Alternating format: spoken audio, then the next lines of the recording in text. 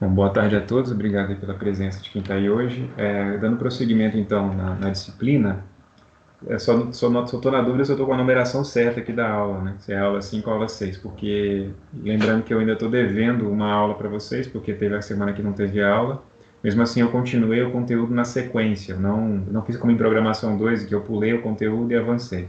Aqui eu só atrasei mesmo o conteúdo. Então, a gente tá no cronograma do conteúdo correto, viu tudo que tinha que ser visto, só que está vendo com uma semana de atraso. Então, em algum momento, antes de acabar o semestre letivo, eu vou compensar esse atraso que ainda está vigente, né? Então, não tenho certeza se é aula 6 ou 5, porque eu fiz confusão e esqueci de verificar se está certo ou não. Mas, enfim, isso não importa. Importa é que hoje a gente vai encerrar o segundo módulo dessa disciplina, o que quer dizer que a gente já vai estar avançando para a segunda metade da disciplina, né?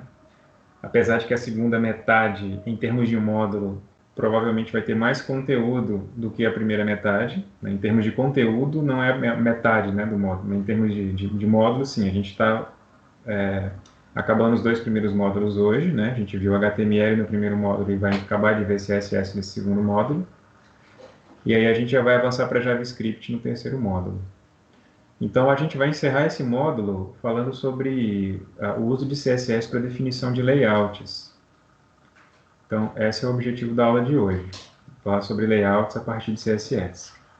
Então, para a gente começar a falar sobre layouts em CSS, a gente vai revisar alguns conceitos sobre o uso de caixas a partir de CSS, que a gente viu nas últimas aulas, né? Esse exemplo foi utilizado, essa analogia do uso de caixas foi utilizada nas últimas duas aulas, onde eu disse que todo elemento HTML é, na verdade, enxergado por esse CSS como uma caixa, onde você, a partir de CSS, controla o conteúdo da caixa, que é o texto, por exemplo, que está contido dentro daquela caixa, e também o espaçamento desse conteúdo com relação às bordas da caixa, que é o padding, né, que a gente viu na aula passada, as margens dessa caixa, que é justamente o espaçamento dessa caixa para uma outra caixa ou para uma outra posição, para um outro elemento que tiver adjacente, que é a margem, e também a borda dessa caixa, que a gente também viu na aula passada, como definir borda, mudar a cor de borda, definir algumas especificações da sua borda.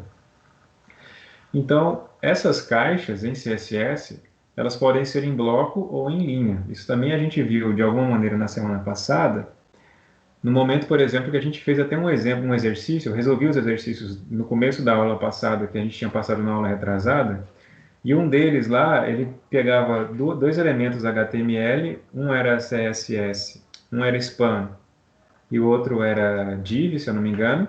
Então, o span, quando a gente colocava uma cor de fundo nele, a gente via lá, por exemplo, que a cor não ocupava a linha inteira, enquanto que o div, a cor ocupava a linha inteira. Então, por quê? Porque o div é um elemento de bloco e o span é um elemento em linha. Não sei se vocês estão recordando disso, mas estou puxando aí na memória de vocês.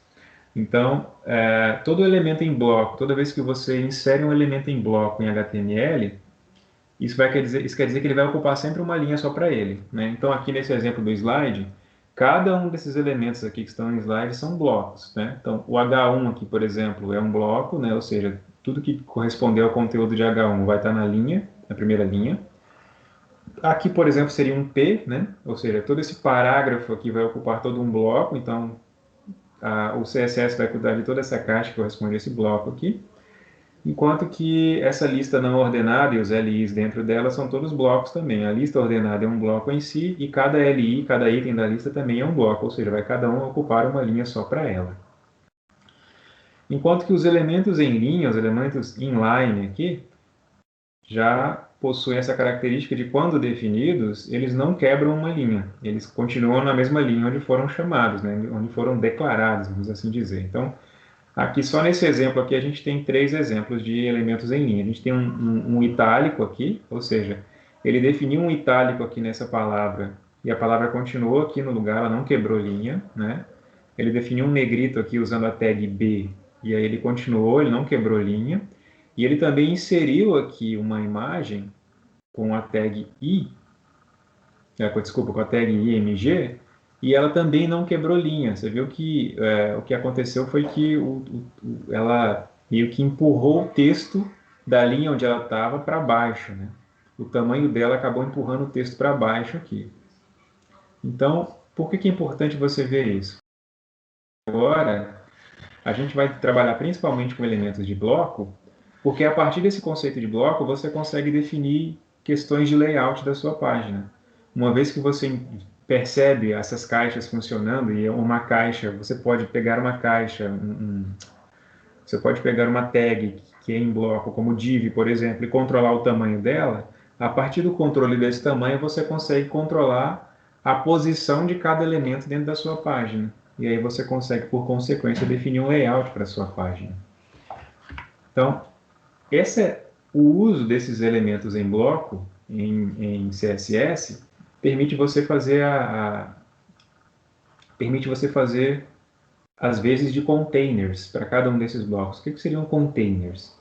Container nada mais é do que um elemento que está incorporando, englobando outros elementos, né? Então, quando um elemento em bloco está dentro de outro elemento em bloco, o bloco externo é o container de um bloco interno. Então, nesse exemplo aqui, você tem como se fossem 3 containers. Tudo que está em linha laranja aqui são como sendo 3 containers. Então, para que ele pudesse dividir o seu, por exemplo, o layout da sua página em 3 partes, sendo a primeira parte o cabeçalho, a parte do meio aqui o corpo da sua página, né, o conteúdo em si dela, e a parte de baixo como sendo o rodapé dela, o que foi feito aqui foi o uso de um elemento div, dessa tag div, onde essa tag div está funcionando como um container, justamente para que, a partir da definição do tamanho, do espaçamento dessa tag div, você consiga definir, olha, tudo que está dentro dela aqui corresponde a cabeçalho, portanto, tudo que está dentro dela aqui eu vou trabalhar para que seja distribuído dentro desse limite aqui. Assim como tudo que está dentro aqui seria o corpo da minha página, portanto, todas as novas caixinhas que eu for colocando aqui dentro, eu vou ajeitar para que elas sejam dispostas dentro desse espaço aqui também. A mesma coisa para o rodapé. Então, containers é justamente essa possibilidade de você usar tags como sendo elementos delimitadores de sua página. E aí, a partir delas, e de subcontainers, você pode fazer isso dentro disso, ou seja, se você quisesse, você também poderia definir uma sub-área dentro desse container interno aqui, por exemplo, essa própria área cinza aqui, né? Você poderia dizer que isso aqui também é um container, onde você pode dividir isso aqui em 2, isso aqui também poderia ser dividido em 2, em 3, e aí você pode fazer o que você quiser a partir de containers, trabalhando com a tag e com as dimensões da tag a partir dos elementos CSS que manipulam a visualização dessa tag, né? Então, a ideia principal de manipulação de layout é a partir do uso de containers, certo? E é o que a gente vai ver em essência aqui nessa aula de hoje. Então, uma vez que você definiu um container, dentro dele você vai querer definir o posicionamento dos blocos que estão dentro dele. Então, nesse exemplo aqui, a gente vê que tem um posicionado à esquerda e um posicionado à direita. Aqui você vê que tem um conjunto aqui de 4 posicionado à direita, como se tivesse uma divisão aqui, onde tem 3 blocos aqui e outros 4 aqui. Então, essa questão do posicionamento é o que a gente vai começar vendo nessa questão do layout, que é justamente os esquemas de posicionamento de CSS. Então, com CSS, você tem 3 principais esquemas de posicionamento. Você tem o fluxo normal, que é o posicionamento padrão dos elementos HTML na sua página, que é, ou seja, se você não mudar nada, ele vai seguir sempre o fluxo normal, que é o quê? Bom, cada bloco, cada elemento em bloco vai aparecer sempre uma nova linha. Esse é o fluxo normal. Então, mesmo sem eu estar vendo o código HTML aqui desse exemplo, eu consigo deduzir, por exemplo, que aqui eu tenho um H1, muito provavelmente, né? Um H1, ou seja, um H1 é bloco, então um H1 ocupa toda uma linha, e provavelmente eu tenho 3 P's aqui, ou posso ter 3 divs aqui, né? Ou enfim, 3 tags HTML em bloco, uma para cada conjunto de texto desse que está em separado. Então, quando você chama esses elementos aqui dentro de um fluxo normal, ou seja, sem mudar nada de esquema de posicionamento, cada um vai ocupar uma linha, você percebe que tem uma margem padrão aqui também, né?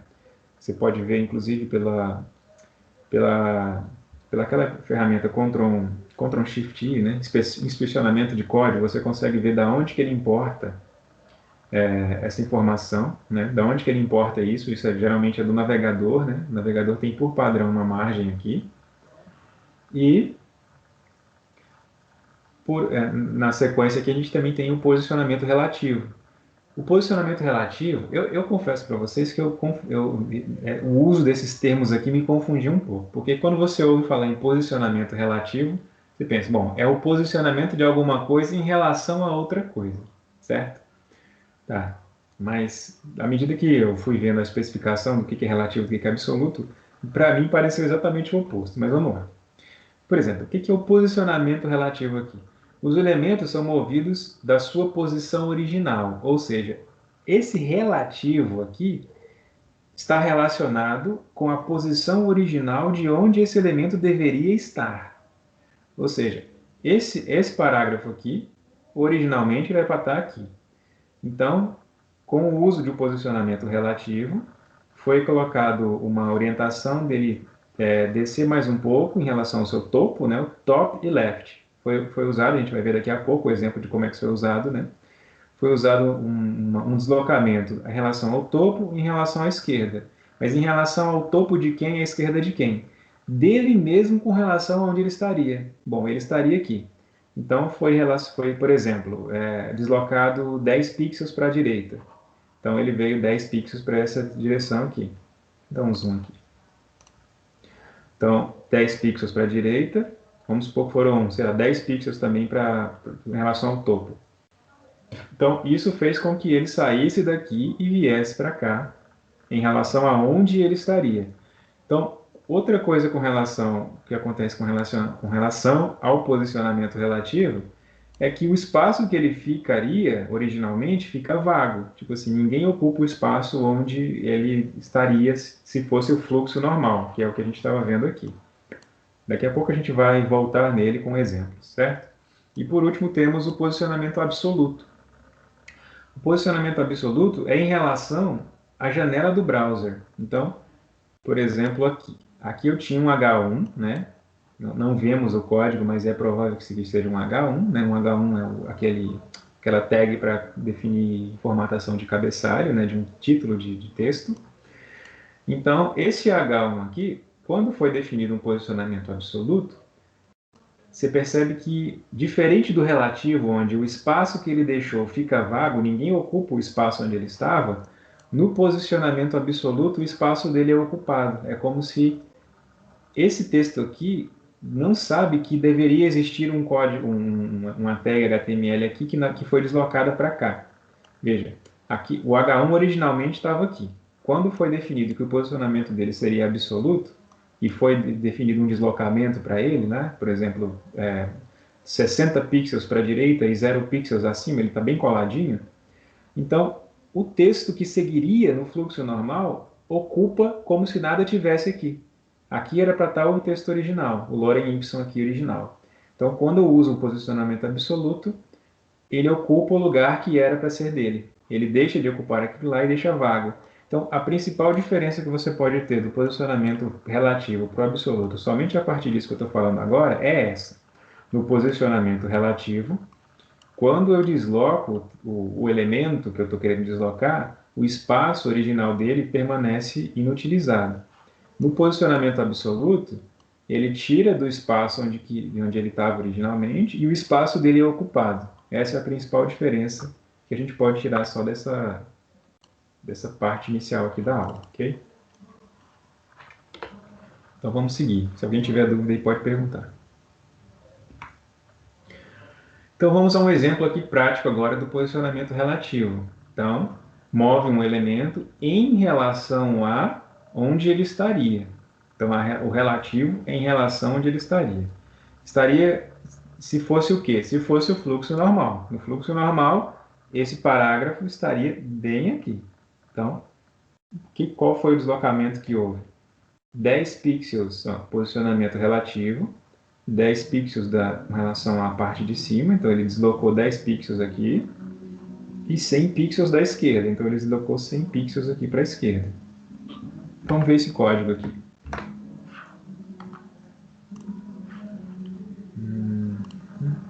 posicionamento relativo.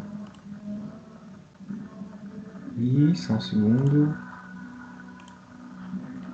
Posicionamento relativo. Então tá aqui, ó.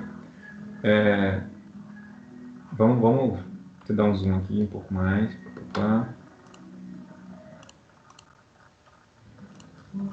Peraí, tá, ok. Então aqui, primeira coisa que a gente pode observar e até que a gente pode atualizar aqui os conceitos de CSS, né? Você vê que ele criou uma série de propriedades aqui para tag body, né? Então ele está dizendo, olha, o corpo da minha página vai ter largura máxima de 750 pixels, vai ter largura de 750 pixels. A largura dele já foi definida aqui. Então uma das coisas que ele já fez é definir a largura da minha página. Vamos ver aqui, ó. Então, ele está com 750 pixels aqui no máximo de largura. Ok? Então, o que mais que ele fez? Colocou uma família de fontes aqui, Arial, né? Você percebe que é Arial, porque ela não tem serifa, né? Não sei se você lembra da aula passada, ela está sem serifa, não tem aquele rabinho aqui que a fonte tinha, né? E colocou uma cor aqui, que é esse marronzinho claro para toda a fonte. Aí ele tem dois seletores aqui usando P. Um usando qualquer P, né? Qualquer parágrafo vai ter largura de 450 pixels. Então você percebe aqui, ó, que os parágrafos estão encaixotados em 450 pixels, todos eles, né? Que mais que eu tenho aqui? Aí, para a classe example, né? Para a classe example, quem é a classe example? Veja, dos 3 P's aqui, dos 3 parágrafos, apenas um é classe example, que é o do meio, né? Parágrafo do meio. Então, só para esse parágrafo, a posição dele é relativa, ou seja, eu quero deslocá-lo em relação à sua posição original. Qual medida?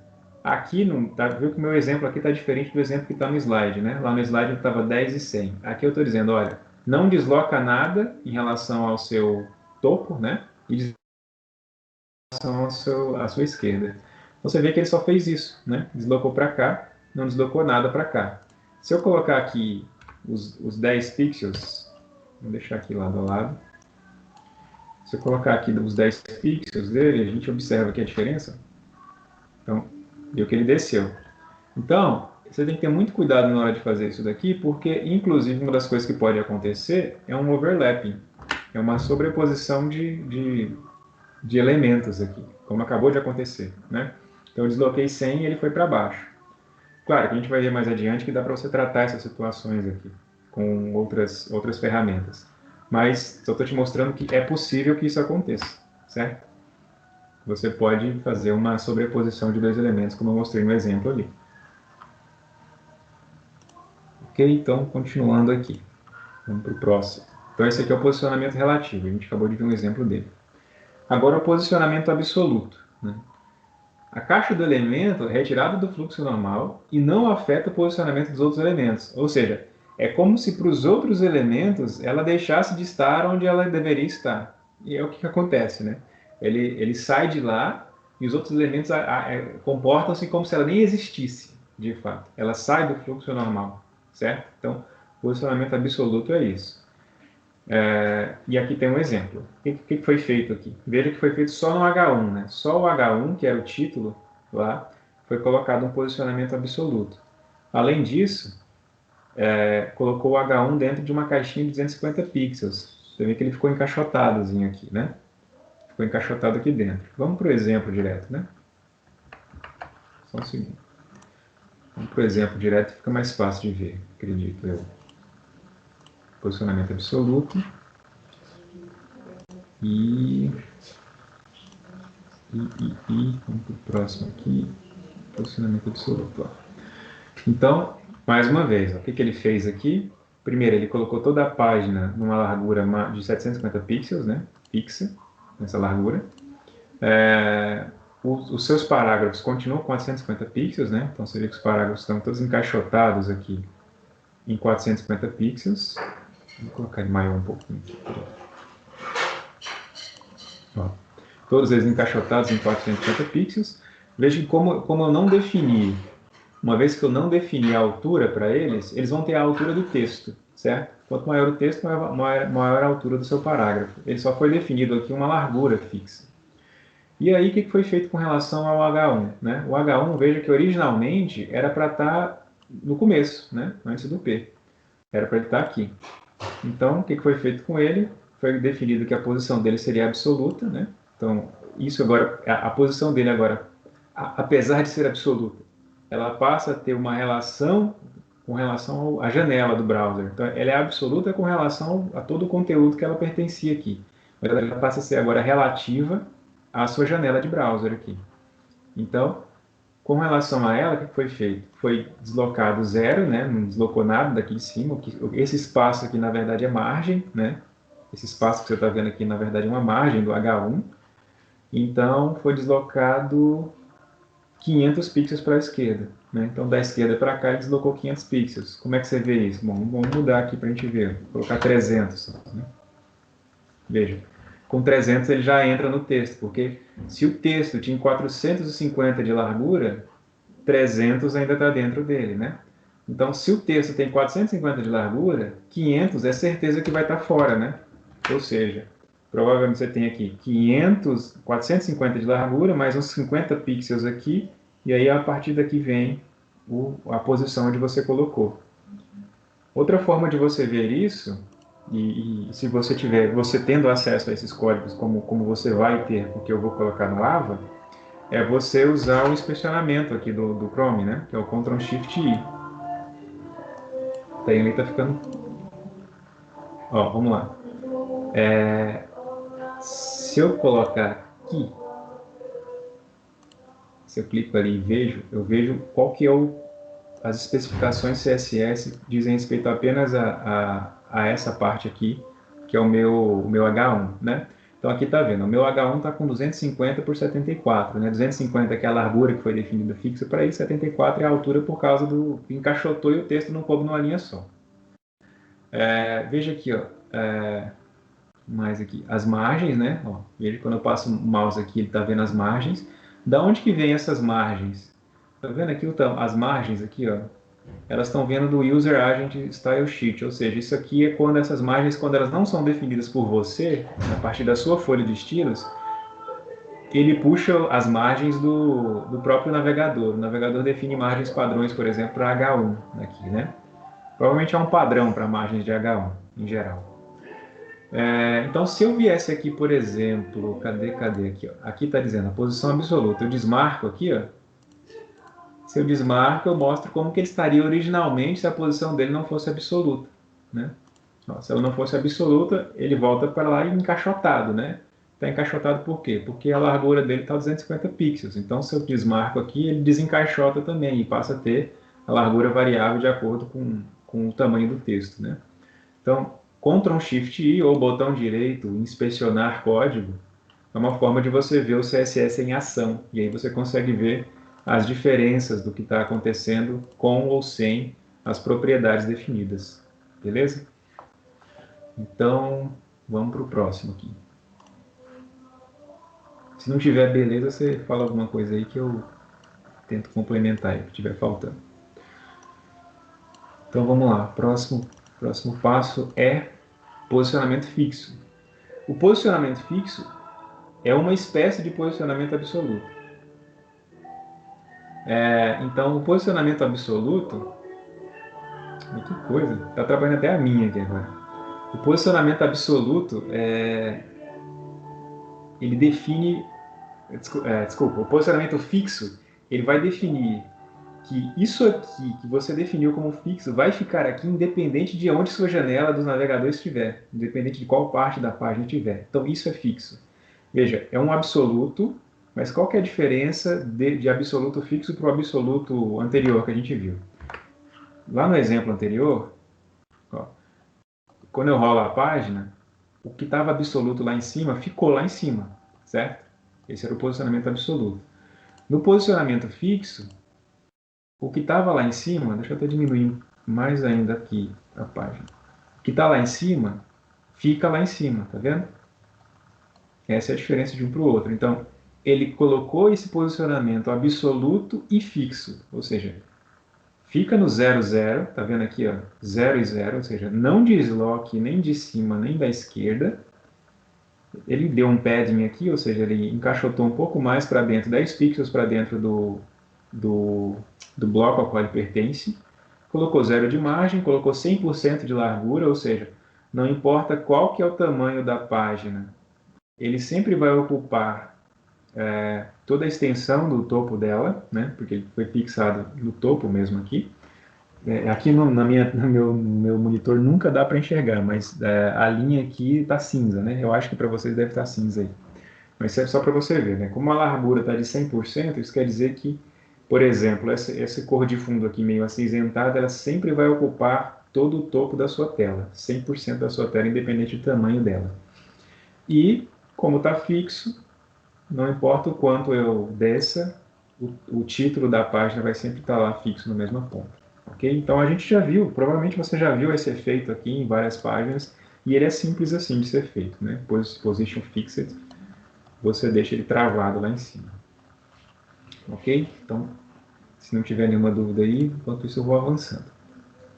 Então, às vezes acontece de quando você vai trabalhar com posicionamento de mais de um elemento, você pode ter uma sobreposição assim de elementos, porque ele sempre vai considerar o elemento mais abaixo, né, o elemento mais no final da página, como estando por cima do elemento mais anterior. Então, se em algum momento acontecer isso, de um elemento ficar sobre o outro, você pode usar o z-index, que é essa propriedade aqui, o z-index. Com o z-index, quando você tem dois elementos fora da posição original, fora do fluxo normal, né? Ou seja, esse aqui está fixo, esse daqui está relativo. Os dois não estão mais no fluxo normal. Se por acaso, nesse processo, um ficou em cima do outro, o z-index vai definir quem que tem prioridade para ficar em cima de quem.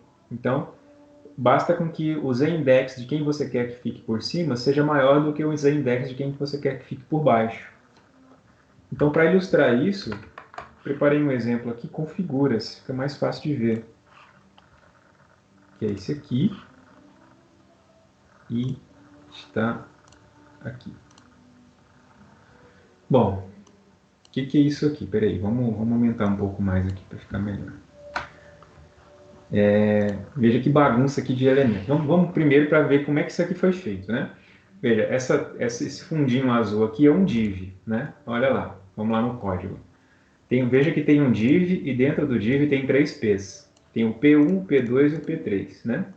O que foi feito com o primeiro div aqui? O primeiro div foi dito que ele teria uma largura de 500 pixels, esse tamanho aqui que você está vendo, né?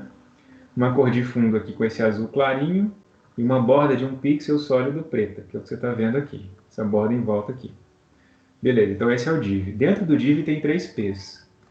Primeiro ele está dizendo aqui que qualquer P vai ter 50 por 50 de largura e altura, vão ser quadrados perfeitos, né? Aí todos eles terão borda de 1 pixel sólida e preta, você vê que todos eles têm borda preta aqui em volta, mas cada um foi colocado de uma maneira diferente. Veja que o P1 foi colocado cor de fundo vermelha, ou seja, esse que está aqui por trás de todo mundo está vermelho, é o primeiro, o P1, né? Seria esse primeiro aqui, né? Esse primeiro aqui. O P1 está com posição relativa deslocado 150 pixels para baixo e 30 para a esquerda, então você pega aqui, ó, ele estava aqui, né? Então ele foi 150 pixels para baixo e 30 para a esquerda, né? Com relação ao topo e à esquerda, por isso que ele está aqui. Daqui a pouco eu falo dos index. Então o P2 é o laranja. Então, o P2 na verdade é esse círculozinho aqui. Por que ele está circular? Porque o border radius dele está 50 pixels. Então, como você coloca, eu falei isso na aula passada também, né? Quando você coloca um border radius do mesmo tamanho do quadrado, ele é um quadrado de 50 pixels, então o border radius de 50 vai deixar ele todo redondo. E ele está deslocado em relação à posição dele original, que era aqui mais ou menos, 60 pixels para baixo e 30 pixels para a esquerda. Então ele desceu um pouquinho mais para cá. E por último temos o quadradinho branco, né, que é o último aqui, é o branco. Veja que o branco é o único que não tem deslocamento. Ele só foi dito que está com uma posição relativa, mas não foi deslocado. Ele está onde onde ele estaria originalmente, segundo o fluxo normal, certo? Mas aí, por exemplo, por que o branco está por cima do laranja que está por cima do vermelho? Veja, porque o branco está com 60, o vermelho está com 50 e o laranja está com 55. Então, ele está na ordem que ele deveria colocar aqui. Se eu quisesse o laranja por cima, então basta que eu coloque o elemento laranja aqui com um número maior. Então, eu vou colocar aqui 70, por exemplo. Pronto, o laranja foi para cima. Então, se eu quiser que o vermelho vá para cima, agora o vermelho tem que ter um número maior. Então, aqui eu vou colocar 80, por exemplo. Pronto, e com isso você consegue controlar o posicionamento, a ordem com que eles estão aparecendo em cima ou embaixo. Então, isso aqui parece muito, por exemplo, quando você controla lá posicionamento de objetos no Word, no PowerPoint, né? Enviar para trás, enviar para frente. É o mesmo conceito que está sendo aplicado aqui. Ok? Então, se eu não tivesse esses posicionamentos aqui diferenciados, vou tirar aqui já, provisoriamente. Os quadradinhos estariam assim. Claro que eu tirei as cores também, mas esse é o posicionamento original deles, né? O fluxo normal, lembra lá, né? Mas aí, à medida que eu fui criando aqui, fui dizendo que eles tinham posicionamento relativo, e fui deslocando cada um deles, eles foram acumulando aqui embaixo, e depois o Zendex foi controlando a prioridade de quem está por cima e quem está por baixo. Ok? Então, mais uma vez, isso aqui vai geralmente aparecer para você dependendo da demanda, né? A gente está apresentando aqui o geralzão de posicionamento em CSS.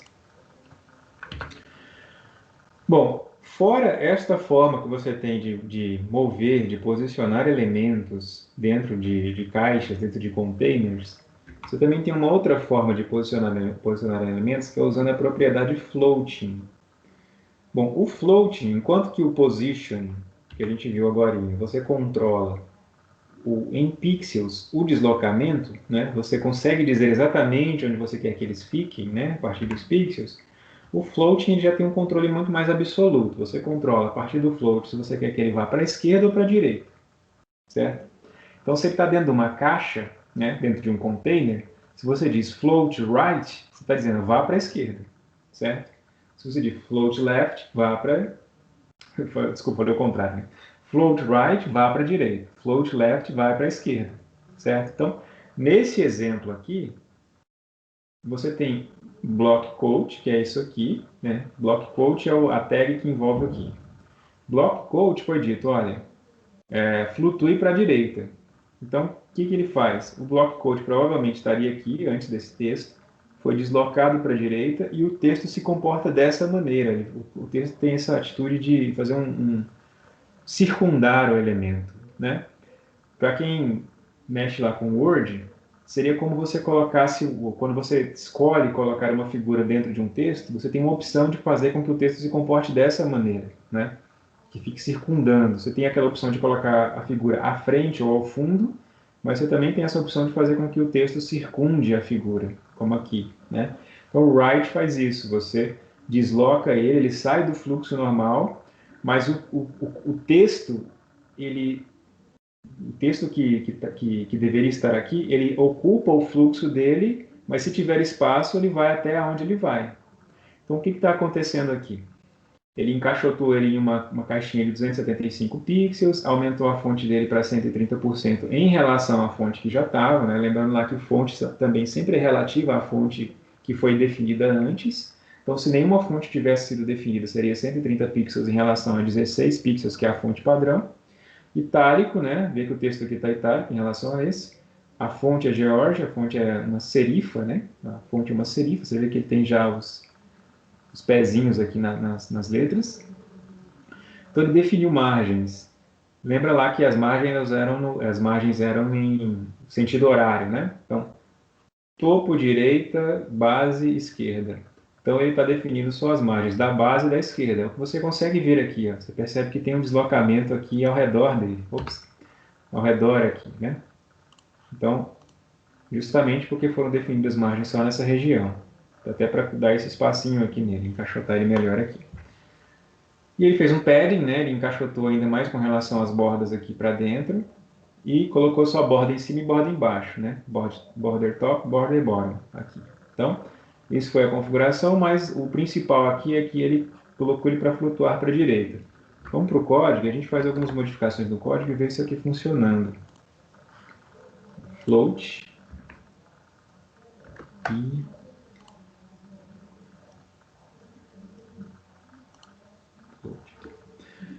diminuir um pouco o zoom aqui. Então, aqui, ó, é o mesmo exemplo, Se eu colocasse ele para flutuar para a esquerda, o que ia acontecer? Vamos ver. Viu? Então, agora, em relação à posição dele original, ele está flutuando para a esquerda e o texto sobe, ocupando o resto que sobrou dos 275 pixels aqui. Isso quer dizer que se eu não tivesse isso aqui, ó, tá vendo? Como eu não defini, se eu tirasse aqui a largura, então ele está ocupando agora a linha inteira, então o float não fez tanta diferença assim, né? Float, bom, já que ele está ocupando a linha inteira, o que veria de baixo segue nas próximas linhas, os blocos que vêm abaixo, né? Agora, como ele limitou o espaço aqui, e veja que o meu corpo tem o corpo todo do site tem uma largura de 750 pixels, então se eu ocupei 275, eu ainda tenho aí 750 menos 275 pixels para serem ocupados pelo que viria a ser a continuação do meu código HTML aqui dentro, certo? Então, se eu definir, se já foi definido como de fato foi, 750 pixels de largura, você vê que, ó, independente do tamanho que eu vou arrastando a janela, a largura aqui da página não muda. É esse o resultado de você colocar uma largura fixa, como está ali. Então, isso quer dizer que quando eu coloquei o meu block quote aqui por 275, eu meio que estou autorizando ele a preencher o resto com o bloco que viria na sequência.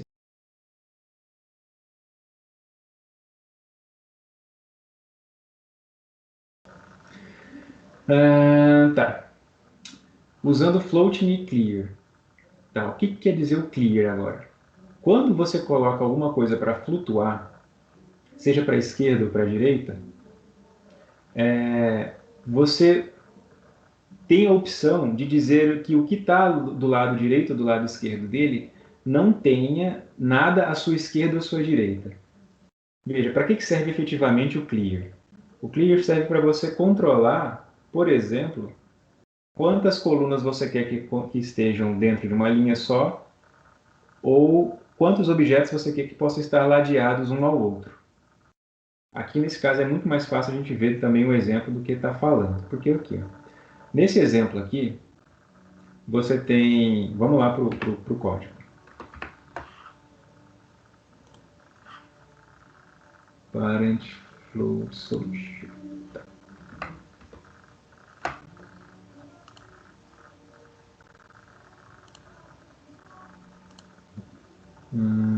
Clear aqui, ó. Vamos lá. Esse é o clear, que é o 6. Aqui. Então, o que eu tenho no clear aqui? Veja aqui que eu tenho 1, 2, 3, 4, 5, 6 parágrafos, né? Justamente esses 6 parágrafos aqui. Esses 6 parágrafos foram encaixotados em 230 pixels aqui, ok? Foram encaixotados em 230 pixels, foi feito um padding de 5 pixels, ou seja, eles estão deslocados 5 pixels para dentro da caixa, foi colocada uma margem de 5 pixels entre um e outro também, e por aí vai. Bom, além disso, o que ele fez? Ele fez um float left aqui. O que esse float left faz? Faz com que ele flutue para a esquerda. Então, como todo mundo está float left, todos os P's estão float left, enquanto foi cabendo parágrafos dentro de uma linha, ele foi jogando tudo para uma mesma linha.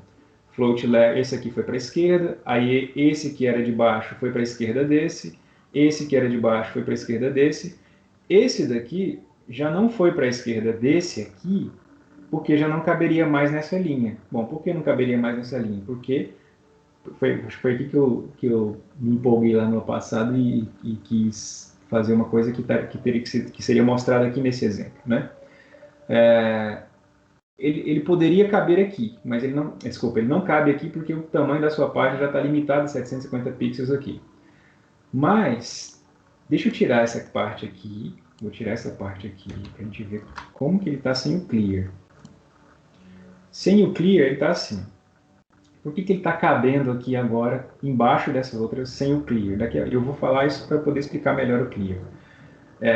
Quando ele disse, olha, quando ele pegou esse bloquinho aqui e quis jogar ele, flutuar ele para a esquerda, bom, ele foi para a esquerda do último que estava à esquerda, que era esse daqui. Então, a largura, a altura dele aqui ainda coube nessa linha toda aqui ainda. Ele só não coube, mas como eu não quero, ficou feio aqui esse negócio aqui, eu queria ele dentro de uma linha só, o clear left diz assim, ó, o clear left faz o seguinte, diz, olha, eu, quem é eu? É esse aqui, ó.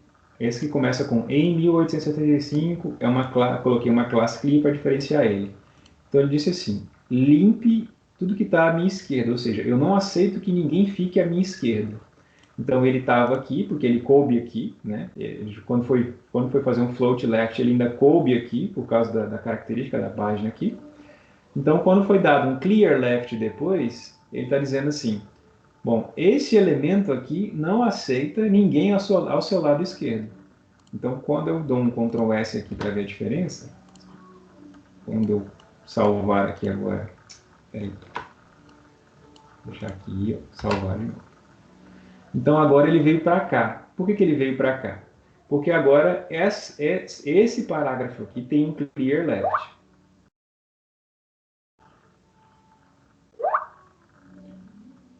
Tá? Esse parágrafo aqui tem um clear left. Isso quer dizer que esse parágrafo aqui agora não possui não aceita que nada fique à sua esquerda. Como ele está dizendo que nada pode ficar à sua esquerda, ele só pode ficar aqui, colado na esquerda, ao máximo à esquerda. Certo? Algum problema? Não, eu perdi. O que aconteceu aí? Alguém está com...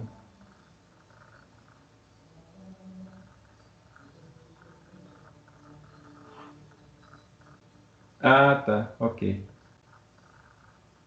Beleza. Não, tranquilo. Foi uma falha aí. Beleza. Então, continuando aqui. Então, o clear, nesse ponto aqui, ele ajudou nesse sentido. Porque, originalmente, quando eu coloquei todo mundo para flotar aqui, para flutuar para a esquerda, esse parágrafozinho, de alguma forma, ainda coube aqui embaixo, né? Ainda coube aqui embaixo. Aí, o clear solucionou esse problema. De que maneira? Disse, olha, você, parágrafo, não aceita mais nada à sua esquerda. Então, com isso, ele teve que cair para a próxima linha, onde não tinha ninguém à esquerda dele. Quer dizer que se eu colocar, por exemplo, esse parágrafo aqui com clear, ele vai ter que ir para a linha de baixo também, porque ele não vai aceitar mais ninguém do lado esquerdo dele, certo? Esse segundo parágrafo aqui, se for clear também, né? E se esse terceiro parágrafo aqui for clear, mesma coisa. Então, se todo mundo ficou clear left, ninguém vai poder ficar à esquerda de ninguém. Essa é a consequência, certo? Então, esse é um dos exemplos de uso de clear. Acho que mais adiante a gente vai ter outros exemplos de uso de clear também. Eu vou abrir um pouco, peraí. Esquentou aqui dentro. Então, continuando aqui. Resolvendo problemas de extrapolação. O que acontece quando você, dentro de uma caixa, dentro de um div, começa a colocar todo mundo com posicionamento relativo? O que acontece é que alguns navegadores podem considerar que o div que ele teria, o div original que deveria englobar todo mundo aqui, na verdade não possui nada. É mais ou menos assim. Veja, esse aqui era para ser um div. Vamos lá para o código que é mais fácil,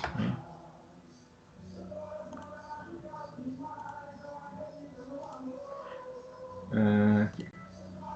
Então veja, é um div e esse div tem vários P's dentro dele. Mesma coisa, acho que é o mesmo código do slide passado. Não dá para ficar aberto isso aqui. Os barões da pisadinha vão me atrapalhar. Então, aqui eu tenho o div com vários P's. Veja que todos os P's estão flotando aqui, estão flutuando, né? Vamos chamar assim. Então, como todos os P's estão flutuando para a esquerda, alguns navegadores podem entender que esse não tem mais nada, porque todo mundo que tinha dentro dele aqui flutuou, ou seja, saiu do fluxo original. Então, o que é isso aqui, por exemplo? O que é isso aqui que vocês estão vendo? Isso aqui era o div que deveria ter uma borda aqui em volta, né? Você veja que o div aqui era para ter borda de um pixel sólida, mas porque todo mundo está flutuando aqui, ele colapsou, ele comprimiu, né? Comprimiu toda a caixa numa linha só. E ficou parecendo que é uma linha, mas não, isso aqui é uma caixa comprimida aqui. Foi comprimida para cá. Então, essa é uma das consequências, muitas vezes, de alguns navegadores, de você usar, colocar uma caixa, colocar os elementos de um container todos flutuando. Alguns navegadores podem considerar que isso aqui, então, não tem nada, então ele vai colapsar isso daqui, vai comprimir isso daqui. Então, qual que é a solução para isso? A solução para isso é você usar o overflow alto, que é aqui. É a única diferença aqui. Veja que o div tem um overflow alto aqui. Ou seja, controle essas questões de sobreposição de maneira automática. Então, aqui, mesmo com ele tendo vários P's aqui dentro, e todos os P's estão flutuando para a esquerda, nesse caso aqui, ele está dizendo, olha, se por acaso ele tentar comprimir, não, continue considerando essa questão, continue considerando que eu possuo elementos aqui dentro. É isso que o overflow alto faz, né? Ele evita esse tipo de problema aqui que você está vendo, certo? Então ele quis colocar uma borda aqui, e para que essa borda não deixasse de existir, não fosse comprimido, o overflow alto resolveu o problema, certo? Isso aqui também está lá nos exemplos, né? Os exemplos também estão implementados. O problema aqui, veja que ele está comprimido. Veja que é o caso do Chrome também, né? O Chrome teve esse problema aqui. E aqui é a solução, onde ele, com o overflow alto, ele consegue delimitar aqui o espaço, mesmo com todos os elementos flutuando aqui.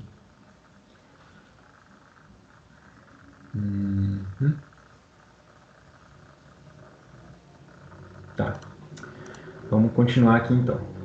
Então agora é colunas usando float. Então o float, uma das funções do float é você conseguir fazer com que seu código seja dividido sua página seja dividida em colunas. Aqui é um exemplo bem simples. Ó. Isso aqui era para estar embaixo, né, na sequência aqui. Mas como é que ele fez essa divisão? Ele criou duas classes, a coluna 1 de 2 e a coluna 2 de 2. A coluna 1 de 2 ele mandou flutuar para a esquerda e colocou encaixotou ela em 620 pixels aqui. A coluna de 2 ele também mandou flutuar para a esquerda, então se cabe ela vai flutuar e vai ficar do lado esquerdo dela aqui.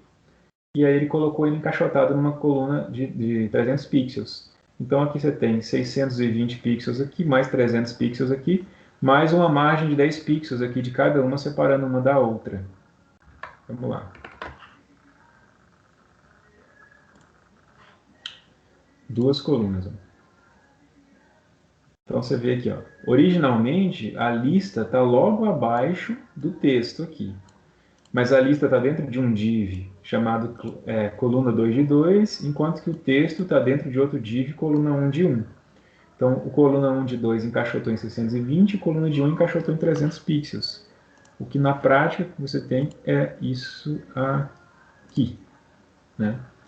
Então, você veja que o corpo dele tem 960 pixels. Né? O corpo total do site tem 960 pixels. Então, uma caixa está ocupando 620, outra caixa está ocupando 300. Então, estou ocupando 920 pixels aqui. Mais os 10 pixels de margem, né? 930, 940 pixels. Certo? Acho que ele considera também a margem, como ele colocou só um aqui, ele está considerando margens em 10 pixels ao redor de todo. Então, sim, ele está considerando os 10 daqui, mais 10 daqui, mais 10 daqui, mais 10 daqui de lado. Então, ele está pegando. Ó, nessa dimensão aqui, você tem 10 pixels de margem aqui, mais 20 pixels aqui, porque os 10 dela mais os 10 da outra, então tem 30 pixels aqui e 40 pixels aqui no final, né, dessa margem com relação ao body, ao corpo dela. Então, você tinha 920 mais 10, 20, 30, 40, 960, que é justamente a largura que foi definida a página. Então, aqui está as duas coisas, ela está bem alinhada, assim, está bem encaixotada, ou seja, bem definida aqui a linha, porque o tamanho das colunas foi feito justamente com relação ao tamanho do corpo. O tamanho do corpo deu 960. E quando você for definir largura e margem, lembre-se que a margem está somando a largura total. Né? A margem que você definiu também está acrescentando a largura. Então, esse objeto aqui, ele não está ocupando só 620 pixels. Essa caixa aqui, ele está ocupando 620 pixels de largura, mais os 10 pixels de cada lado aqui. Então, ele está ocupando, na verdade, 640 pixels, certo? Isso aqui é importante você saber porque às vezes você está fazendo as contas sem considerar as margens, etc. E aí isso aqui pode não caber na linha de baixo, né? E aí ele pode ficar confuso aí de acordo com o que você desejava, né? Com o comportamento que você desejava. Veja que eu só aumentei. Era só isso que eu queria fazer. Era só esse exemplo naquela vez lá que eu queria fazer. Mostrar que ele não coube, ele não caberia. Eu aumentei 10 pixels aqui, ó. Aumentei 10 pixels, ele não coube na linha, ele foi para baixo, né? Eu, toda a matemática aqui da largura, toda a matemática aqui da largura dos elementos foi feita com relação à largura total da minha página. A página é para ter 960 pixels. Então aqui está tudo no lugar para que isso aqui caiba exatamente do tamanho da página, a largura da página.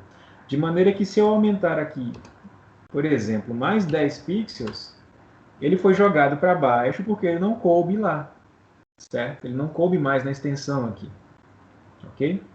Então, vamos usando float, layouts com tamanho fixo. Então, a gente está aqui agora falando agora exatamente sobre layout. Tudo aqui que a gente viu até agora era sobre posicionamento, e aí a gente já ia vendo que com esse auxílio de definição de posicionamento, seja a partir de position, seja a partir de floating, você consegue definir a posição dos elementos dentro da sua página, e com isso você vai conseguindo ter uma noção de como é que você pode definir o layout de uma página. Usando caixas, controlando o tamanho dessas caixas, controlando a posição onde essas caixas vão estar na sua página.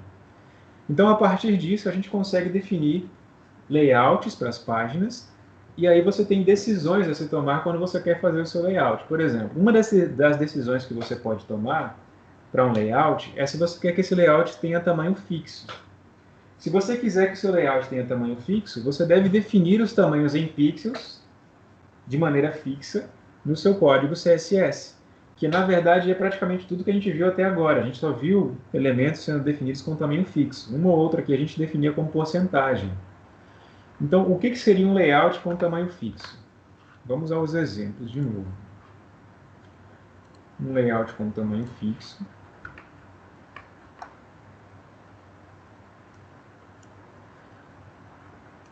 Layout com tamanho fixo. Tá aqui. Então, esse layout aqui foi definido um corpo com 960 pixels de largura. Outra coisa que foi feita aqui foi definir as margens zero, né, do topo embaixo com zero. Quando você só coloca duas assim, ele considera a primeira para inferior e superior e a segunda para lado esquerdo e lado direito. Então, ele colocou zero, quer dizer, ele não tem margem nem em cima nem embaixo, e colocou alto, que quer dizer que as margens laterais são automáticas. Ou seja, você sempre vai ver o seu site centralizado. A gente tinha visto isso aqui na aula passada, que era um meio de você centralizar um elemento independente do tamanho da sua tela.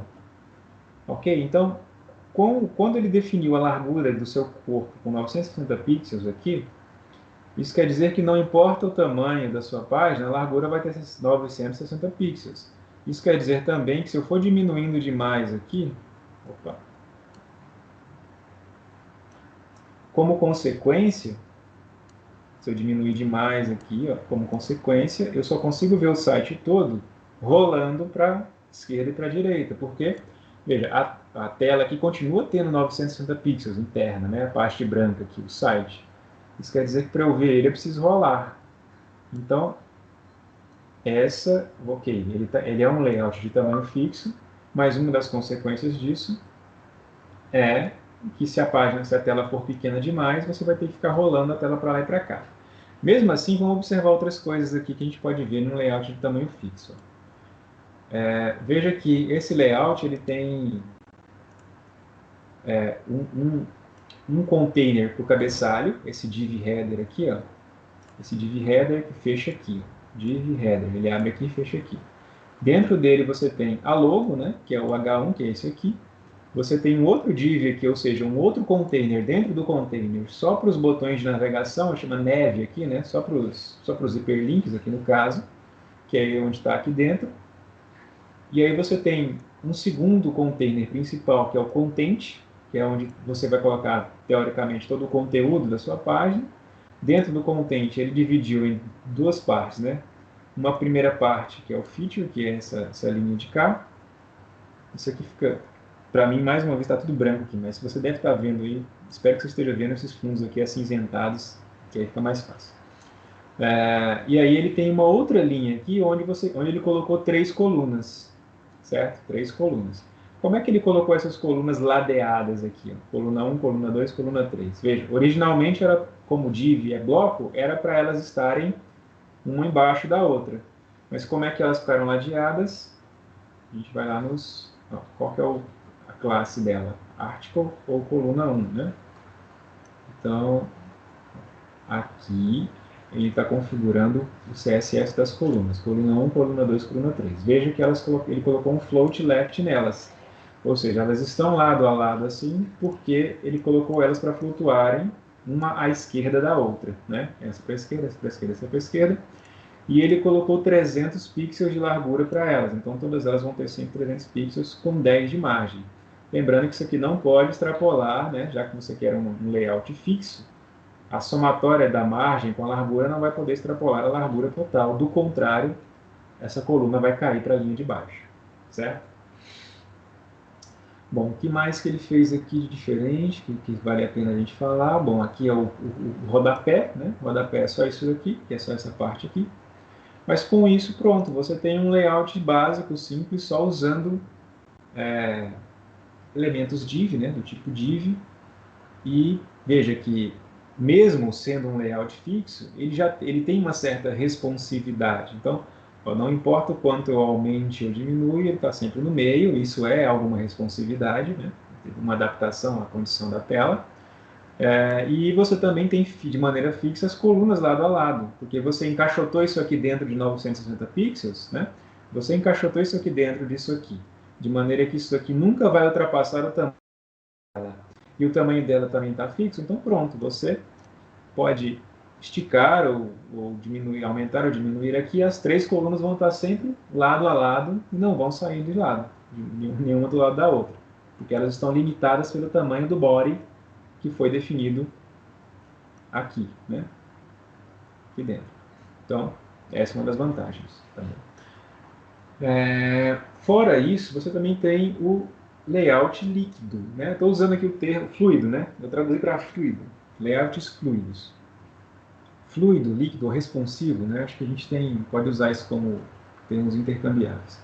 Então, para fazer layouts fluidos, o segredo básico é você usar porcentagem ao invés de pixel para especificar a largura de cada caixa. Por quê? Bom, porque a porcentagem vai ser sempre relativa. Lembra, quando você usa pixel, pixel é sempre uma medida absoluta, né?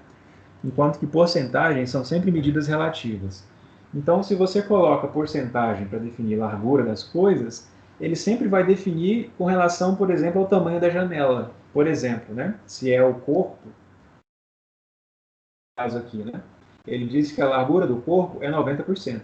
Veja, o body só é refém, né? Só é filho da tag HTML. A tag HTML vai seguir lá as características do seu navegador.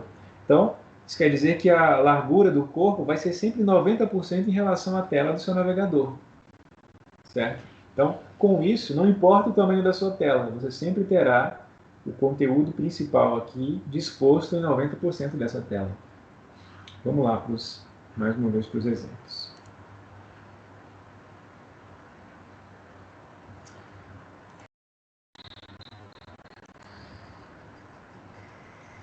Líquido. Tá. Então, veja, na prática você não vê quase diferença nenhuma, né? A gente não viu quase diferença nenhuma. Então, se eu aumento e diminuo, veja, ele continua tendo esse comportamento de manter a página centralizada. Com a diferença de que, olha, eu fui diminuindo aqui agora bastante, e agora pronto, você vê que ele está no menor tamanho possível, eu não consigo mais diminuir aqui meu navegador, né? E ele encaixotou tudo dentro do espaço que tinha à disposição. Então, isso aqui se parece muito mais com o que você vê hoje em dia, não é verdade? Com o comportamento que você vê hoje em dia nas páginas. Esse livro, por exemplo, ele é de 2011, você tem coisas de 2011, 2015, até 2015, então você tem algumas coisas que são passadas no livro que talvez estão meio que fora de moda no uso, né? Mas isso aqui você ainda percebe nas páginas, esse comportamento aqui. Então, por que que ele tem esse comportamento aqui? Vamos analisar o código para saber por que que ele está fazendo isso daqui. Primeiro, a gente tinha falado que o corpo está ocupando sempre 90% da sua página. Então, não importa o quanto eu aumente, ele vai adaptar o tamanho do meu corpo a 90% da página.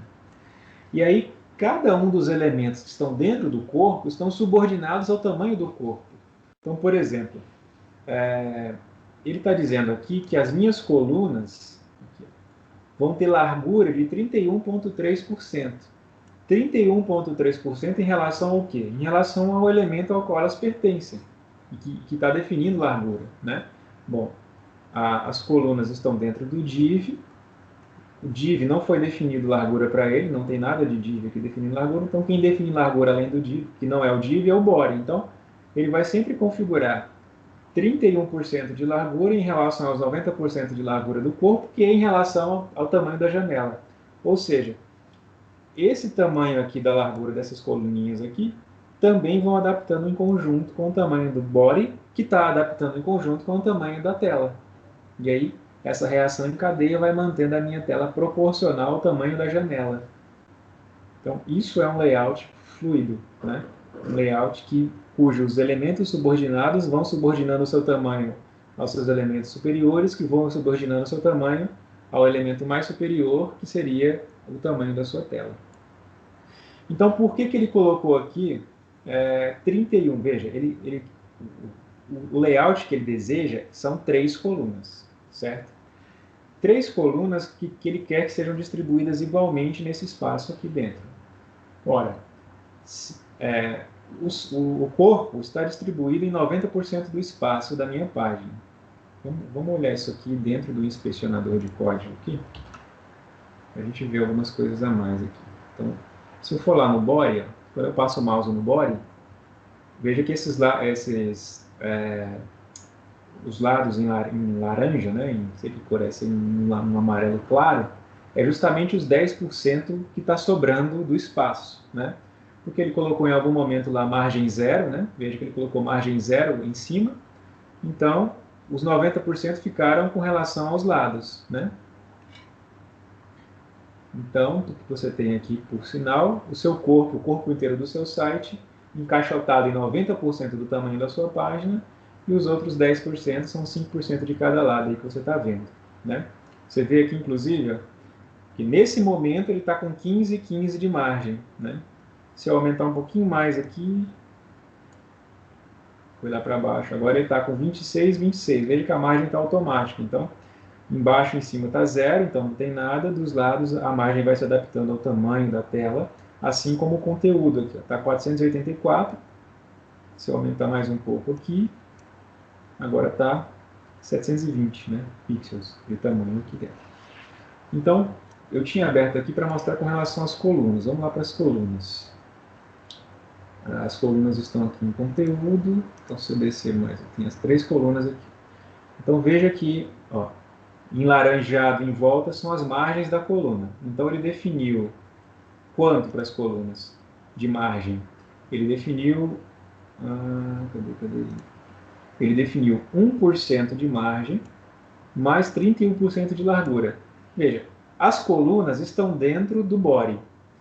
Então ele quer distribuir as colunas em todo esse espaço aqui, e ele tem 3 colunas. Se ele quer distribuir 3 colunas numa linha só, e ele quer que isso seja proporcional ao tamanho do body, e para ser proporcional precisa ser porcentagem, então eu vou precisar de 33,3% de espaço para cada coluna, para que cada coluna possa ficar numa linha só, se são 3 colunas. Então, se eu pego 100% e divido por 3, vou dar 33,3%. Ou seja, se eu quero que cada coluna ocupe um espaço igual aqui nessa linha, eu preciso dizer que ela vai ter uma largura de, no máximo, 33,3%. Ok?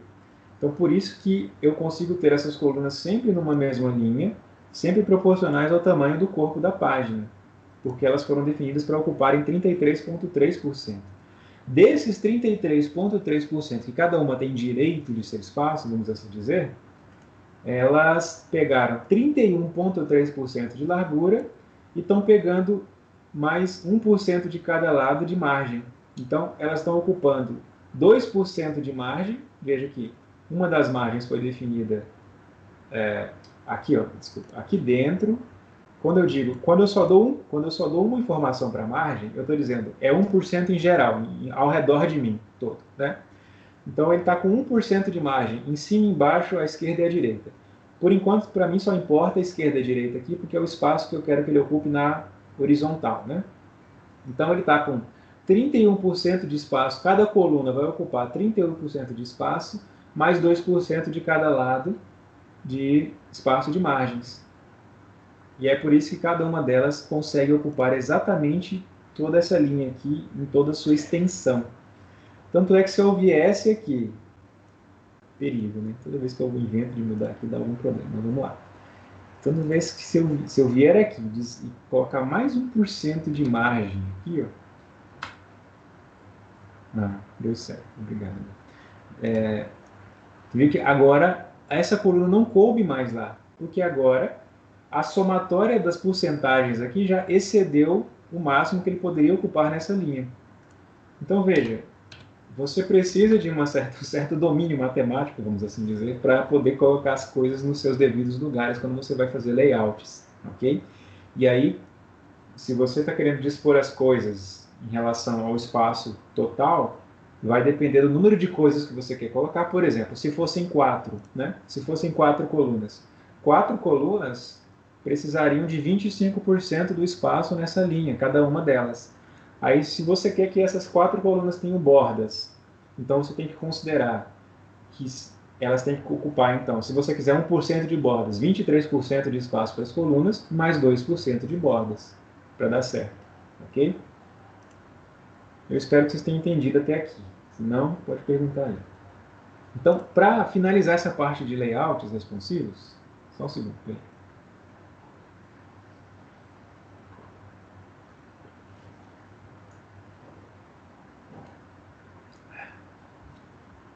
Tem um outro exemplo aqui mais legal do que esse. Bom, pelo menos eu achei. Que é esse aqui. Esse aqui já é um exemplo não mais do livro, mas é do outro curso lá do professor da Universidade Johns Hopkins que tem no Coursera.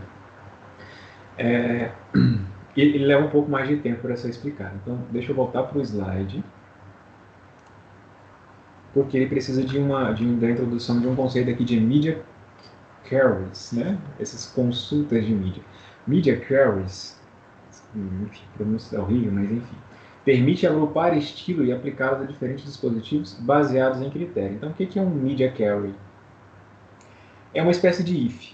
É uma regra de CSS com uma espécie de if. Então, por exemplo, o que essa media query aqui está fazendo? Ela está dizendo que quando a largura máxima de alguma coisa, de algum elemento, no caso aqui, provavelmente é da página inteira, for 767 pixels, essa regra aqui vai passar a valer. Então veja que é uma regra dentro de outra regra, né? Então, isso aqui é uma forma de você definir diferentes configurações de acordo, por exemplo, com relação ao tamanho da sua tela. E aqui tem outros exemplos de outros critérios que você pode utilizar.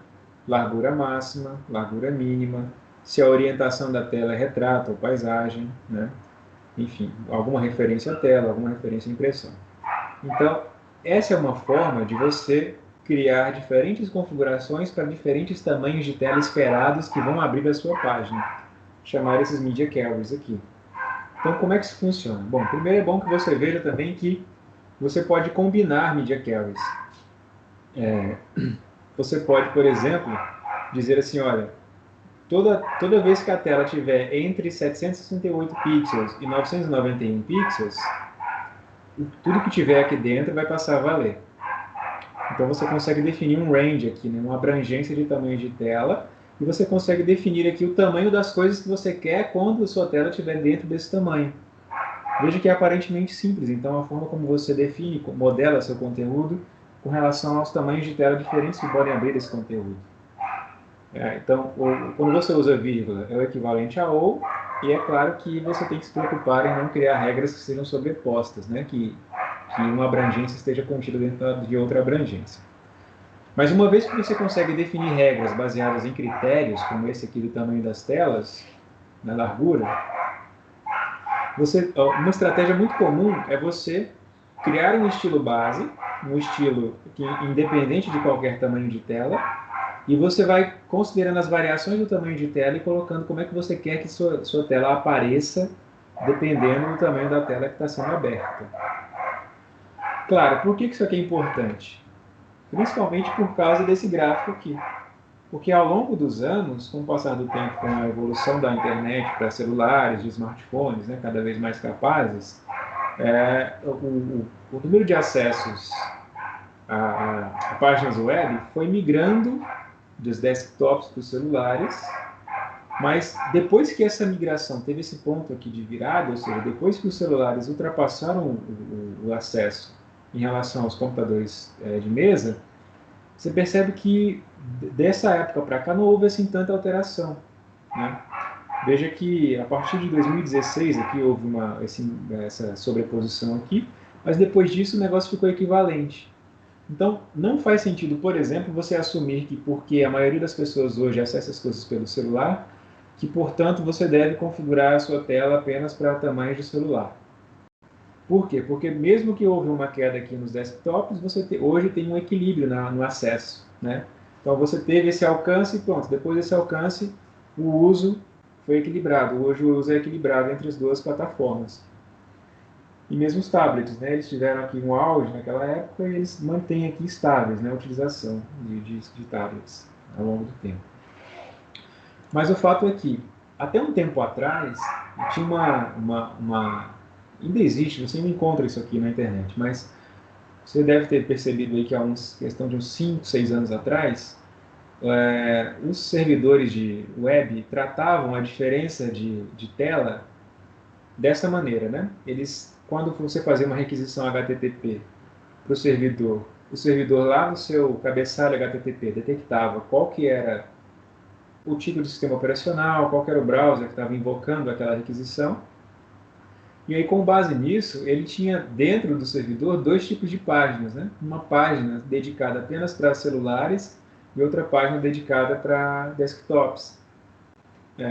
Isso até certo tempo atrás, não sei se vocês perceberam a mudança, mas eu consigo ver de uns 4 ou 5 anos para trás, até uns 4 anos atrás, você ainda tinha muito isso. Então, por exemplo, era muito comum você acessar, eu lembro, por exemplo, que tinha o Globo Esporte, né? O Globo Esporte você acessava pelo celular, aí você digitava lá globesport.com, dava um enter lá, e ele retornava para você m.globesport.com, ou seja, a versão mobile do globesport.com.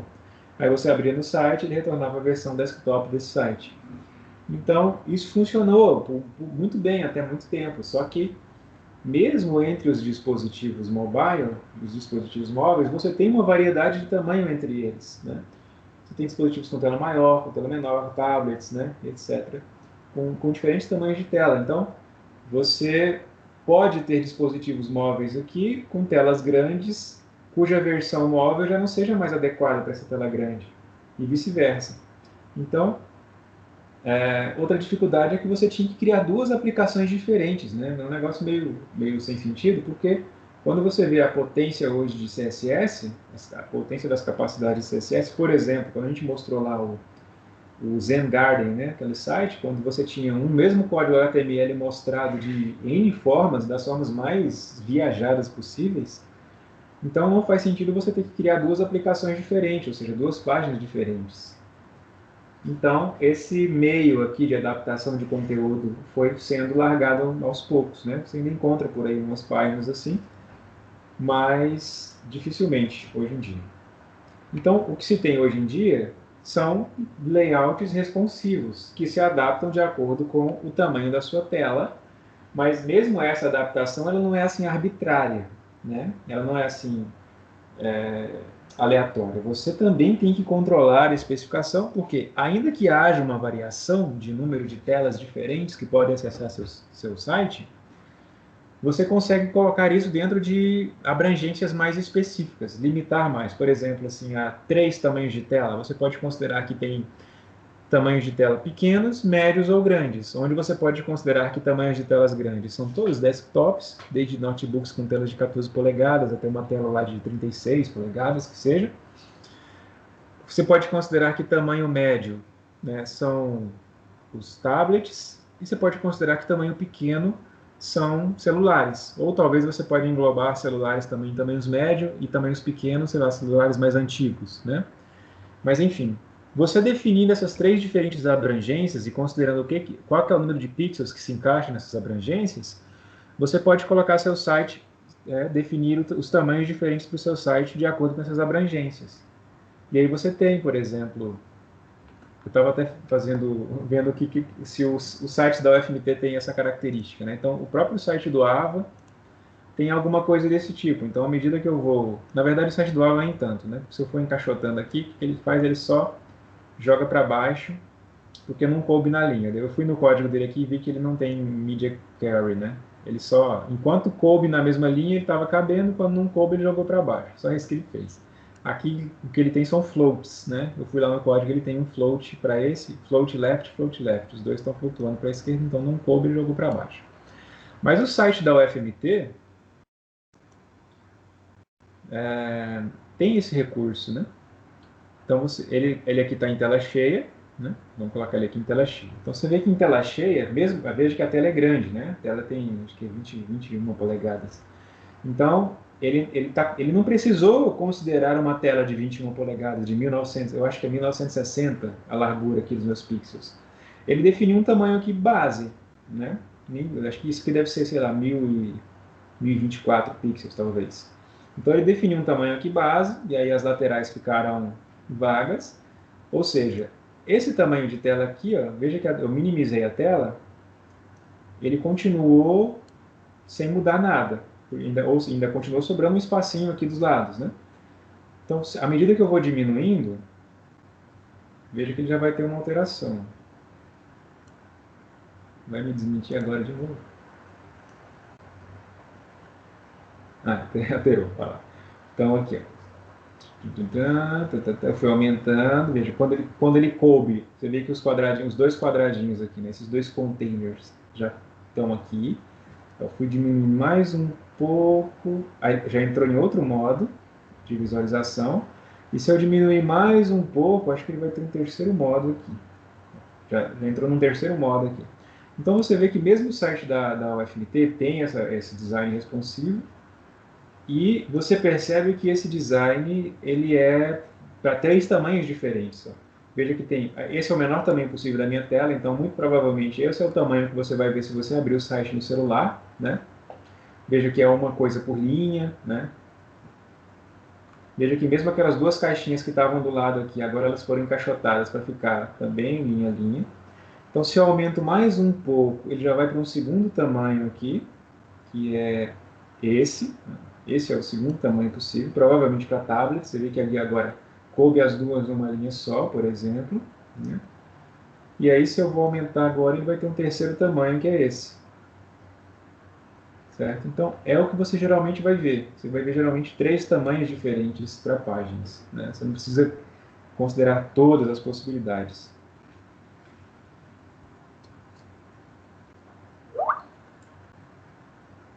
Exatamente. Dentro do DevTools ele tem os breakpoints. Exatamente. No exemplo aqui, nos livros que eu estou consultando, ele tem, no curso ele usa um Twitter Bootstrap, que aí tem os breakpoints que o Matheus está falando, que são justamente esses pontos de limite entre um tamanho e outro, né? Sei lá, por exemplo, de 1020 até 960, até 740, e aí os diferentes limites que configuram essas três diferentes tamanhos, né? Eu só citei três aqui. Mas o que o Matheus está dizendo de breakpoints é isso, né, Matheus? Essas limitações de tamanho que definem as três diferentes categorias, né?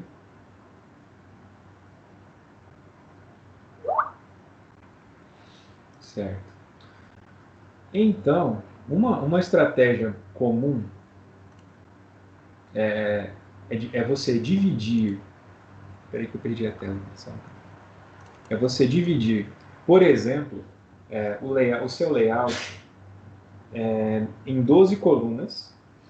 Bom, por que 12? Porque 12 é um número fácil de você dividir por diferentes fatores. Então, por exemplo, de 12 colunas, se você quiser colocar 6 elementos, você pode numa linha. Se você quiser colocar 4, né? Se você quiser colocar 3, você tem vários divisores do 1 até o 12 aqui, facilmente acessíveis. Então, uma das formas de você trabalhar com relação ao seu layout responsivo é pensar na sua página, na largura dela, no formato de colunas, né, no máximo 12 aqui, né, essa é uma das ideias, e aí você vai definindo o espaçamento dos seus elementos aqui dentro com relação a essas 12 colunas imaginárias. Por exemplo, se as 12 colunas têm um tamanho de 100%, né, se a coluna total aqui dividida em 12 tem um tamanho de 100%, então cada coluna teria, por exemplo, 8,33% de espaço, ocuparia 8,33% de espaço. Ou seja, se eu quisesse que 12 elementos numa mesma linha, eu deveria colocar esses 12 elementos para ocupar 8,33% de um total de 100%. Veja que isso tem relação com aquilo que a gente viu agora, né, nos slides anteriores, sobre o tamanho das 3 colunas. Né? Então, é a mesma coisa, agora trazida aqui para um conceito mais teórico.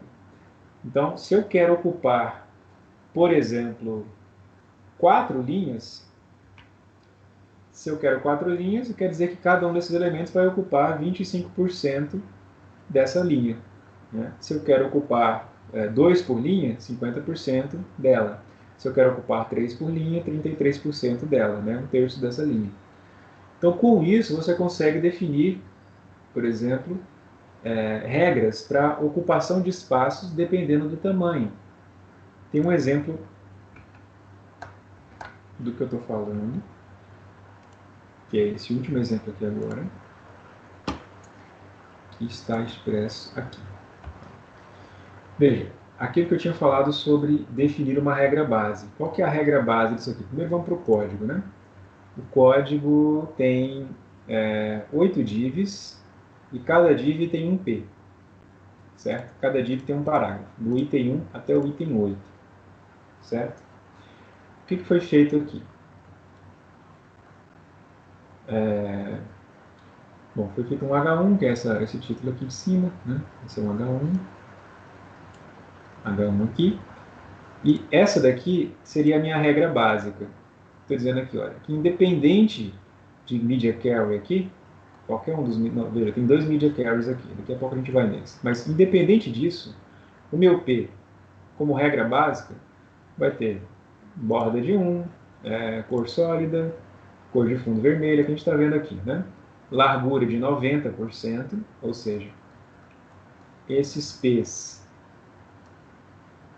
que estão dentro dos divs vão ocupar sempre 90% do espaço. 90% de quem? Bom, se o P está dentro do div, seria 90% do div. Certo? O P está dentro do div, então seria 90% do div. Então, aqui nessa tela você já está vendo que ele está ocupando, né? Ele não está ocupando 100% do quadradinho que ele está, que é o div. Está ocupando 90%. Aqui também está dizendo que as margens são automáticas, da esquerda à direita, ou seja, para manter ele sempre centralizado aqui, as margens da esquerda à direita automáticas, a altura de 150, né? Essa altura aqui também está fixa de 150, e a cor de dentro branca, a cor da fonte aqui branca, ok. Bom, aqui tem 2 media carries. Tem um dizendo, olha, quando o mínimo, a largura mínima for 1200 pixels, e o outro, quando a largura mínima for entre 992 e 1199. Ou seja, quando ele tiver, aqui ele está considerando que isso aqui seria para dispositivos de tamanho médio, entre 992 e quase 1200. Acima de 1200, ele vai seguir as regras que estão aqui. Entre 992 e 1199, vai seguir as regras aqui. Abaixo disso, vai seguir as regras que estão aqui, que é a regra básica. E que regras são essas? Veja que aqui, ó, nas classes, ele está dizendo, olha,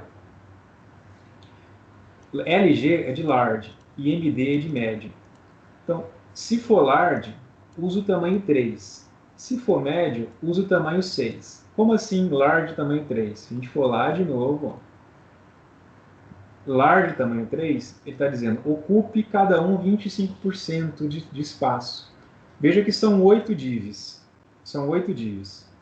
Então, se ele está usando a opção large 3, que foi criada aqui, ele vai ocupar 25% do espaço na largura. Se são 8 e 25% é um quarto, ele está fazendo com que, quando ele tiver largura mínima de 1.200, ele vai ocupar 25% do espaço cada um, né? Ou seja, a largura dele vai ser 25% do tamanho, ou seja, vai conseguir ocupar 25% do espaço cada um. No caso do tamanho médio é o médio 6. O médio 6 está mandando ter largura de 50%. Então, no médio 6, o meu pezinho vai ter 50% de largura, ou seja, eu quero que ocupem 2 por linha. No large 3, ele está ocupando 4 por linha. No médio 6, ele vai ocupar 2 por linha. Então, na prática, o que você tem? Aqui é a minha tela máxima, né? A minha tela máxima, ele está ocupando 4 por linha, 25% do espaço cada um. Né? Claro, 25% descontando as margens, descontando o div que ele já está. Então, 25% do espaço. Então, se eu pegar essa tela agora, veja que ela está um pouco menor, mas ainda continua 4 por linha, porque eu ainda estou dentro dos 1.200 pixels de tamanho. Então, ela continua ocupando 25% de espaço e continua sendo proporcional, porque como eu usei porcentagem aqui, ele está 25% com relação ao tamanho da tela atual. Se eu for diminuindo mais, ó, diminuindo, pronto. Veja que eu mandei mudar até a cor da linha aqui para a gente ver a diferença. Agora essa tela já está menor do que 1.200. Então, menor do que 1.200, ele já entra nesse Media Carry aqui. Nesse Media Carry, ele disse que a largura dele tem que ser de 50%. Então, está aqui um outro conceito que a gente não viu, que é a possibilidade de você nomear duas classes dentro de um class só. É o que ele está fazendo aqui. Ele criou 2 nomes de classes diferentes dentro de um class. Então, quando ele entrou nesse Media Carry aqui, ele está usando essa classe média aqui, a classe MD aqui. Quando ele entrou no Media Carry de cima, ele está invocando apenas as classes LG, certo? É uma forma de você fazer a separação também entre Media Carries e as classes definidas porque você quer mudar de tamanho. Então, vamos de novo aqui. Ó. Aqui está 1.200. Opa. Volta. 1.200. Acima de 1.200, né? 4 por linha, 25% do tamanho. Abaixo de 1.200, 2 por linha, 50% do tamanho. Se eu diminuir mais ainda, pronto. Ele está agora no original, na classe base, né? Desculpa, na definição base, que é essa daqui. Que é 90% de largura e tal. Que é o que a gente está vendo aqui na tela. E, de novo. Então vamos lá, de novo. Primeiro Media Carry, o último Media Carry, né? O base. Que não é Media Carry, no caso, que é a definição base. Então, segundo, média, grande. Grande, médio, pequeno, né? O base, no caso. E ele, veja que ele ainda se adapta ao tamanho da tela porque ele foi definido em porcentagem. Então, eu sei que para uma aula foi muita coisa, que não é uma coisa até simples assim de você pegar de primeira, e que por isso a gente vai ter atividades relacionadas a isso daqui para a gente reforçar esse conteúdo aqui. Inclusive, na verdade, não é uma atividade, vai ser o trabalho, né? O trabalho final desse módulo vai ser envolvendo essa questão de design responsivo. Eu pretendo passar esse trabalho depois da segunda-feira, a partir da segunda-feira, porque até domingo vocês ainda têm um trabalho vigente, aí, uma atividade vigente da semana passada. Então, considerem aí, a partir da segunda-feira, que eu devo passar o trabalho desse módulo 2, para fechar o módulo 2, mas já vou adiantando que vai ser nesse sentido, né? Então, mesmo que você esteja com dúvidas ainda sobre como é que isso aqui funciona, os modelos vão estar disponíveis no AVA, e a gente vai estar aí durante a semana também para para ir tirando dúvidas de vocês, certo? Alguma pergunta, por enquanto, aí?